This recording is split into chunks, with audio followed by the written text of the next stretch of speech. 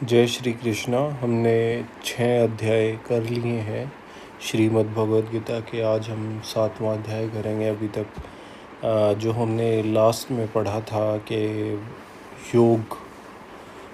योगी के बारे में भगवान ने बताया था कि योगी पुरुष कौन होते हैं और उनमें भी जो श्रेष्ठ होते हैं वो कौन से होते हैं, जो भगवान को सबसे ज़्यादा प्रिय होते हैं।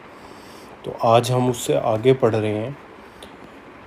श्री भगवान बोलते हैं, हे पार्थ, अनन्य प्रेम से मुझ में आसक्ति चित्त तथा अनन्य भाव से मेरे परायण होकर योग में लगा हुआ तू जिस प्रकार से संपूर्ण विभूति, बल, ऐश्वर्य आदि गुणों से युक्त सबके आत्म रूप मुझको संशय रहित जानेगा, उसको सुन।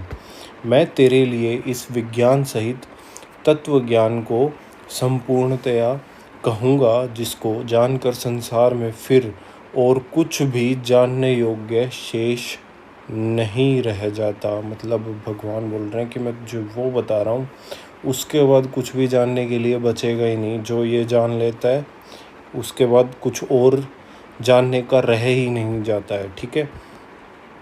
हजारों मनुष्यों में कोई एक मेरी प्राप्ति के लिए यत्न करता है और उन यत्न करने वाले योगियों में भी कोई एक मेरे परायण होकर मुझको तत्व से अर्थात यथार्थ रूप से जानता है। मतलब भगवान खुद बता रहे हैं कि मेरी प्राप्ति के लिए जो बोलते हैं ना, कोशिश करते हैं, वो हज़ारों होंगे। ठीक है। जो कोशिश करने वाले सिर्फ हज़ारों होंगे। आप देख सकते हैं कि पॉपुलेशन कितनी है वर्ल्ड की। तो ये सारे विश्व के लिए कहा गया है कि हज़ारों सिर्फ प्रयास करते हैं भगवान के लिए। ठीक है। और उनमें से भी भगवान बोल रहे हैं कोई एक उन हज़ारों में से, मतलब कोई एक ही होगा जो मुझको तत्व से अर्थात मुझे यथार्थ रूप से, जो मेरा एक्चुअल में रूप है ना, वो जान सके। पृथ्वी, जल, अग्नि, वायु, आकाश, मन, बुद्धि और अहंकार भी इस प्रकार यह 8 प्रकार से विभाजित मेरी प्रकृति है। यह 8 प्रकार के भेदों वाली तो अपरा अर्थात मेरी जड़ प्रकृति है। और हे महाबाहो, इससे दूसरी को जिससे यह संपूर्ण जगत धारण किया जाता है, मेरी जीव रूपा परा अर्थात चेतन प्रकृति है। मतलब भगवान ने बताया जी, जो देख रहे हो ना तुम, पृथ्वी है, जल, अग्नि, वायु, आकाश, मन है, बुद्धि है और अहंकार है। ये 8 प्रकार हैं जो उनकी प्रकृति है। मतलब प्रकृति के रूप में वो वहाँ पे स्थापित हैं। ठीक है। इसको जड़ प्रकृति बोलते हैं। और जो दूसरी है वो क्या है, जो इस पूरे संसार है ना, जो उसको धारण करती है। ठीक है। पूरे संसार को। हे अर्जुन, तू ऐसा समझ कि संपूर्ण भूत इन दोनों प्रकृतियों से ही उत्पन्न होने वाले हैं और मैं संपूर्ण जगत का प्रभव तथा प्रलय हूँ, अर्थात संपूर्ण जगत का मूल कारण हूँ। मतलब पूरी दुनिया का जो भी कुछ हो रहा है उसका सिर्फ एक मात्र रीज़न, मतलब कुछ भी हो रहा है तो वो कौन है, वो भगवान खुद को बोल रहे हैं, मैं हूँ। ठीक है। और कोई भी मेरे अलावा प्रेजेंट है ही नहीं। हे धनंजय, मुझसे भिन्न दूसरा कोई भी परम कारण नहीं है। यह संपूर्ण जगत सूत्र में सूत्र के मुनियों के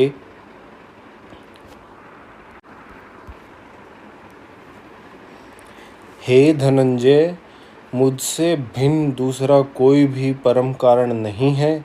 यह संपूर्ण जगत सूत्र में सूत्र के मनियों के सदृश मुझ में गूथा हुआ है। मतलब जितना भी कुछ है, मतलब सारा का सारा संसार, वो बोलते हैं ना छोटे मनी होते हैं जैसे माला के अंदर, वैसे उनके अंदर गुथा हुआ है, उससे जुड़ा हुआ है सब कुछ। ठीक है।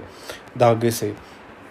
हे अर्जुन, मैं जल में रस हूँ, चंद्रमा और सूर्य में प्रकाश हूँ, संपूर्ण वेदों में ओमकार हूँ, आकाश में शब्द और पुरुषों में पुरुषत्व हूँ।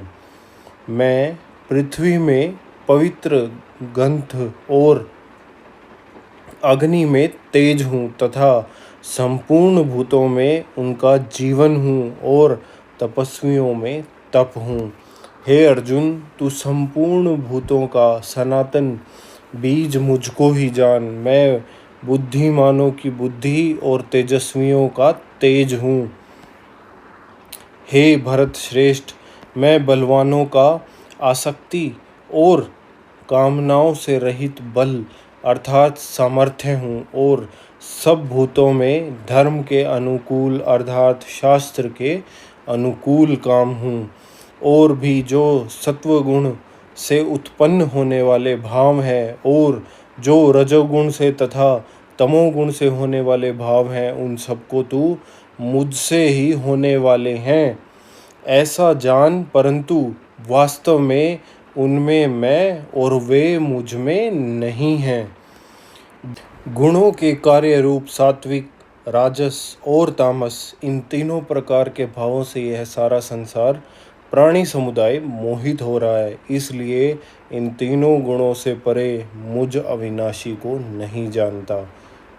मतलब भगवान बोल रहे हैं कि जो सात्विक, राजस और तामस ये है ना तीनों गुण, इन्हीं से बस मोहित होते रहते हैं। मतलब इन्हीं के आजू बाजू चक्कर काटते रहते हैं और भगवान को जो अविनाशी हैं तो उनको तो जान ही नहीं पाते, क्योंकि यह अलौकिक अर्थात अति अद्भुत त्रिगुणमयी मेरी माया बड़ी दुस्तर है। परंतु जो पुरुष केवल मुझको ही निरंतर भजते हैं वे इस माया को उल्लंघन कर जाते हैं अर्थात संसार से तर जाते हैं। मतलब माया इतनी स्ट्रॉन्ग पावरफुल है ना, उससे निकल ही नहीं पाते। ठीक है, लेकिन जो भगवान को ही भजते रहते हैं वो इस माया का भी उल्लंघन कर देते हैं और वो संसार से तर जाते हैं। माया के द्वारा जिनका ज्ञान हरा जा चुका है, ऐसे आसुर स्वभाव को धारण किए हुए मनुष्यों में नीच दूषित कर्म करने वाले मूढ़ लोग मुझको नहीं भजते।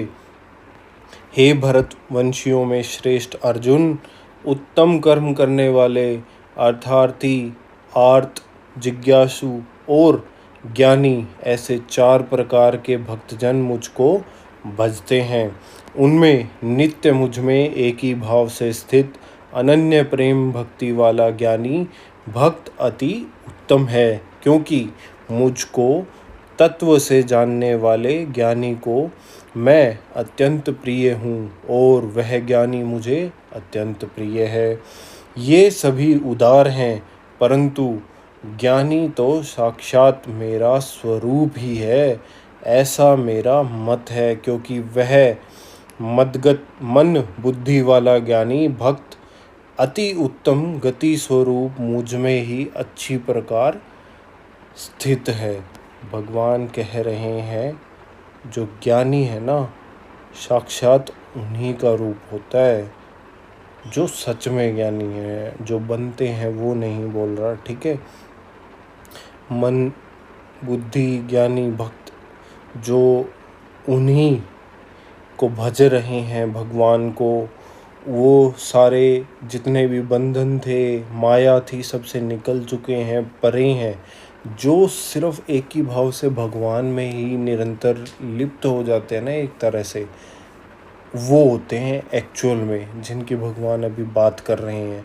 तो उन्हें साक्षात उन्हीं का स्वरूप मानना चाहिए। बहुत जन्मों के अंत के जन्म में तत्व ज्ञान को प्राप्त पुरुष सब कुछ वासुदेव ही है, इस प्रकार मुझको भजता है वह महात्मा अत्यंत दुर्लभ है। उन भोगों की कामना द्वारा जिनका ज्ञान हरा जा चुका है, वे लोग अपने स्वभाव से प्रेरित होकर उस नियम को धारण करके अन्य देवताओं को भजते हैं अर्थात पूजते हैं। मतलब जिस जो इंसान जैसा सोच लेगा ना, ज्ञान तो अब उनका हरा जा चुका है, मतलब ज्ञान तो एक्चुअल में उनके पास है ही नहीं, तो अपना जो उनका स्वभाव बन जाएगा ना आसपास से जहाँ से भी प्रेरित होकर, तो वे उसके अकॉर्डिंग क्या करने लग जाएंगे, वो वही प्रैक्टिस करने लग जाएंगे और वही करने लग जाएंगे जो मतलब गलत करना है उनको, कुछ भी करना है। जो सच में भगवान है, ईश्वर है, उनसे परे होते जाएंगे। जो जो सकाम भक्त जिस जिस देवता के रूप को श्रद्धा से पूजना चाहता है, उस भक्ति की श्रद्धा को मैं उसी देवता के प्रति स्थिर करता हूँ। भगवान यहाँ बोल रहे हैं कि जो किसी देवता को भजन कर रहा है, ठीक है, तो उनके प्रति उसकी श्रद्धा उतनी ही स्ट्रॉन्ग कर देंगे भगवान के, हाँ वो उसे पूज रहा है तो बहुत ज़्यादा पूजे, ठीक है।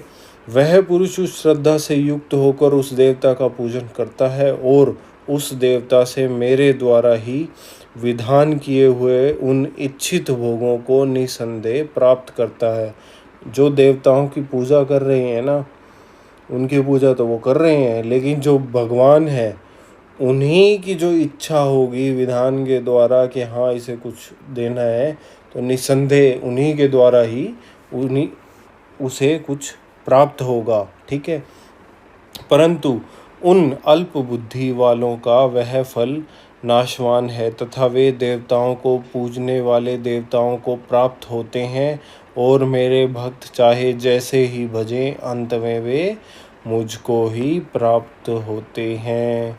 बुद्धिहीन पुरुष मेरे अनुत्तम अविनाशी परम भाव को न जानते हुए मन इंद्रियों से परे मुझ सच्चिदानंद घन परमात्मा को मनुष्य की भांति जन्म कर व्यक्ति भाव को प्राप्त हुआ मानते हैं।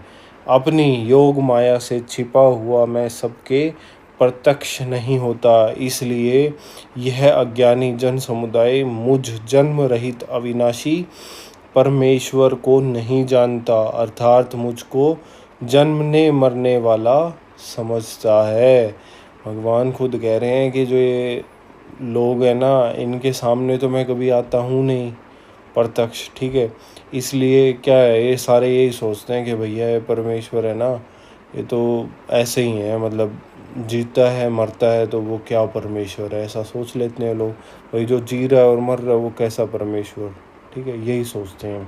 हे अर्जुन, पूर्व में व्यतीत हुए और वर्तमान में स्थित तथा आगे होने वाले सब भूतों को मैं जानता हूँ, परंतु मुझको कोई भी श्रद्धा भक्ति रहित पुरुष नहीं जानता। भगवान कह रहे हैं मैं तो सब जानता हूँ, लेकिन जिसके मन में श्रद्धा नहीं है, भक्ति नहीं है, वो पुरुष कुछ भी नहीं जानता है।